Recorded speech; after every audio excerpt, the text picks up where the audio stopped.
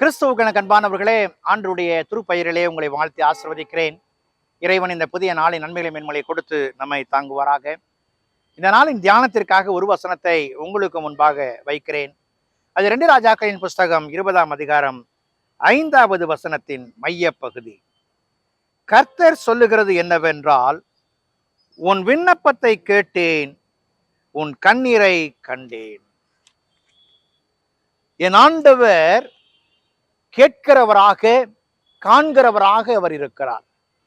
வாழ்க்கையிலே எந்த சூழலிலே நாம் நொறுக்கப்பட்டாலும், எந்த சூழல் கைவிடப்பட்டவனாக நம்மை கருத வைத்தாலும், எனக்காக கண்ணீர் விடுகிற, என் பாரங்களை இறக்கி வைக்க ஏற்ற இடமாக என் தேவன் இருக்கிறார் என்பதை புரிந்து கொள்ளும் பொழுது நம்முடைய நடவடிக்கை வெற்றியாய் காணப்படும்.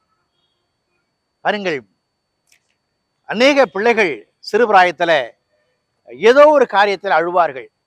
அந்த அழுகையை ஆற்றுவதற்காக அந்த குழந்தையை தூக்கி வைத்துக் கொண்டு, ஏன் அழுகிறாய், உனக்கு என்ன வேண்டும் என்று சொல்லும் பொழுது ஏதோ ஒரு காரியத்தை சொல்லுவார்கள். தின்பண்டத்தையோ அல்லது விளையாட்டு ஜாமானையோ.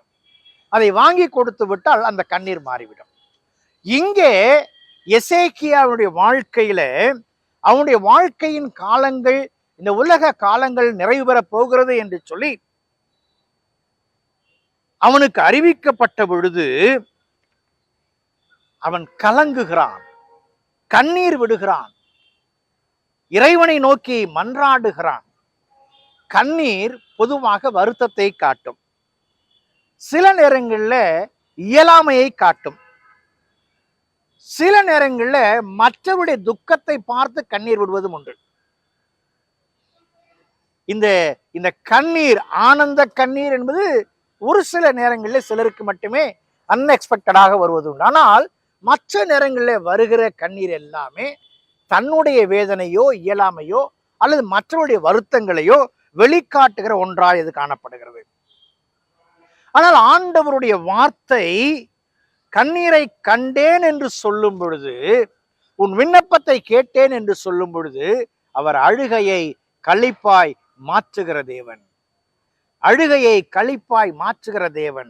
பாருங்கள், வெளிப்படுத்தின விசேஷம் 7ஆம் அதிகாரம் 17வது வசனத்துல, தேவன் தாமே இவர்கள் கண்ணீர் யாவையும் துடைப்பார்.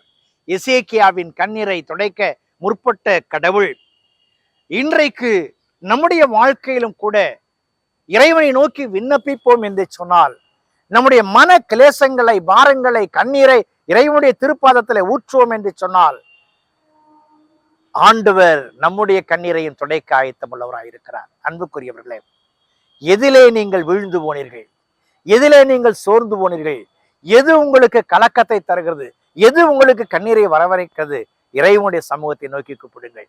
எசேக்கியாவின் கண்ணீரை துடைத்தவர் உங்கள் கண்ணீரையும் நிச்சயமாய் துடைப்பார். அப்படியே கரங்கள்ல கொடுப்போம், ஜெபம் செய்வோம். பரிசுத்தமும் கிருபையும் நிறைந்த அன்பின் ஆண்டவரே, இந்த நாளுக்காய், இந்த உழைக்காய் நன்றியுடைமை துதிக்கிறோம், ஸ்தோத்திரிக்கிறோம். உம்முடைய கிருபையின் கரங்கள் எங்களை தாங்கட்டும்.